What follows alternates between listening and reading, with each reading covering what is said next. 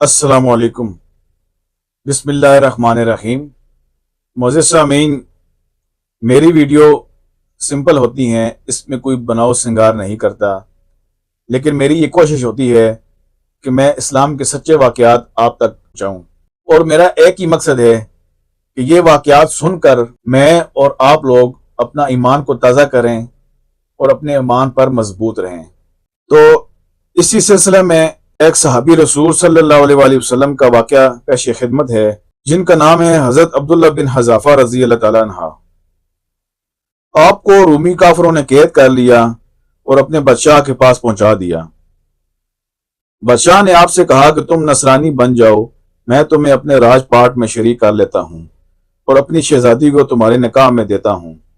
عبداللہ بن حذافہ رضی اللہ تعالیٰ عنہ نے جواب دیا کہ یہ تو کیا، اگر تو اپنی بادشاہت مجھے دے دے اور تمام عرب کا راج بھی مجھے سونپ دے، اور یہ چاہے کہ میں ایک آنکھ چھپکنے کے برابر بھی اپنے دین محمد صلی اللہ علیہ وسلم سے پھر جاؤں، تو یہ بھی ناممکن ہے۔ بادشاہ نے کہا پھر تجھے قتل کر دوں گا۔ حضرت عبداللہ بن حذافہ رضی اللہ تعالیٰ عنہ نے جواب دیا کہ ہاں، یہ تجھے اختیار ہے۔ چنانچہ اسی وقت بادشاہ نے حکم دیا اور انہیں صلیب پر چڑھا دیا، اور تیر اندازوں نے قریب سے بحکم بادشاہ ان کے ہاتھ پاؤں اور جسم چھیدنا شروع کر دیا۔ بار بار کہا جاتا کہ اب بھی نصرانیت قبول کر لو، اور آپ پورے صبر و استقلال کے ساتھ فرماتے جاتے تھے کہ ہرگز نہیں۔ آخر بادشاہ نے حکم دیا کہ اسے سولی سے اتار لو اور پیتل کی بنی ہوئی دیگ خوب تپا کر آگ بنا کر لاؤ۔ چنانچہ وہ پیش ہوئی۔ بادشاہ نے ایک اور مسلمان قیدی کی بابت حکم دیا کہ اسے اس میں ڈال دو۔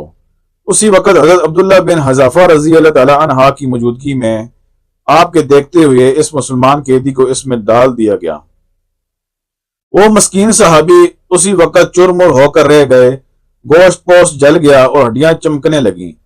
پھر بادشاہ نے حضرت عبداللہ بن حذافہ رضی اللہ تعالیٰ عنہ سے کہا کہ دیکھو، اب بھی وقت ہے، بات مان لو اور ہمارا مذہب قبول کر لو، ورنہ اسی آگ کی دیگ میں اسی طرح تمہیں بھی ڈال کر جلا دیا جائے گا۔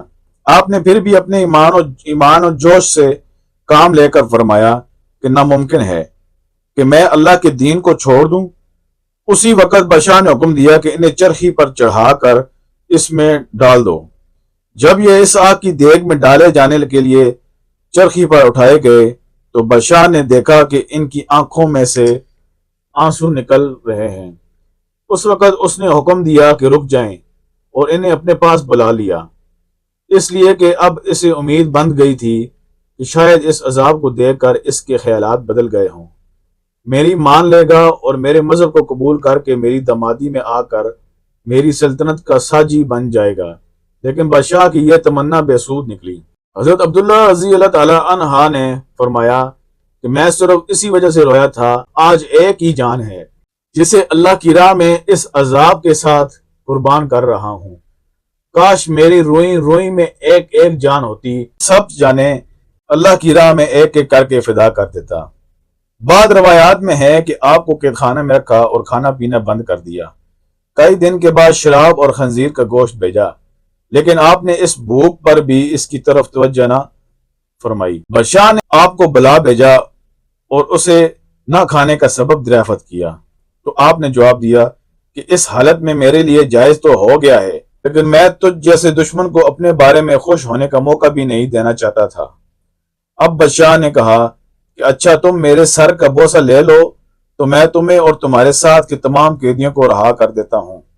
آپ نے اسے قبول فرما لیا اور اس کے سر کا بوسہ لے لیا، اور بادشاہ نے بھی اپنا وعدہ پورا کیا، آپ کو اور آپ کے ساتھیوں کو چھوڑ دیا۔ جب حضرت عبداللہ بن حذافہ رضی اللہ تعالی عنہ یہاں سے آزاد ہو کر حضرت عمر فاروق رضی اللہ تعالی عنہ کے پاس پہنچے تو آپ نے انہیں بڑے ادب کے ساتھ ممبر رسول صلی اللہ علیہ وآلہ وسلم پر بٹھایا اور فرمایا کہ عبداللہ، اپنا واقعہ ہم کو سناؤ۔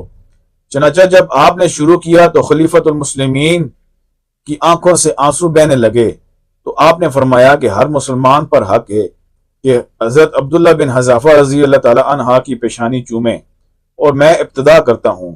یہ فرما کر پہلے آپ نے ان کے سر کا بوسہ لیا اور پھر جمیع مسلمانوں نے ان کے سر کا بوسہ لیا۔ تو پیارے دوستو، یہ تھے وہ صحابہ کرام، وہ جانشین، وہ پیارے آقا کے ستارے جو ہمہ وقت تیار رہتے تھے جان قربان کرنے کو، کتنی تکلیفیں برداشت کی انہوں نے اسلام کی خاطر، پیارے نبی صلی اللہ علیہ وسلم کی محبت میں اپنا گھر بار چھوڑا، اپنے اولاد چھوڑی، اپنا وطن چھوڑا، لیکن پھر بھی اسلام پر، اپنے ایمان پر ثابت قدم رہے۔